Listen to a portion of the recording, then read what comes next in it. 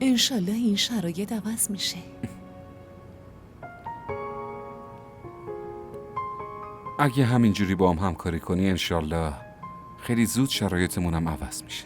من همیشه کنارتم. امروز به خودت نرسیدی؟ الان به خودم میرسم. آفرین.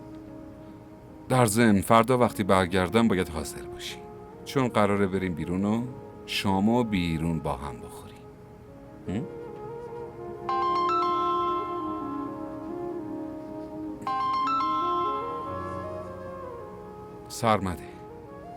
سرمد تو بزرگترین دشمن زن داداشتی پسر. آره، کنار مریم. آره خب درسته، من حاضرم. باشه پس امروز بریم. آره درسته.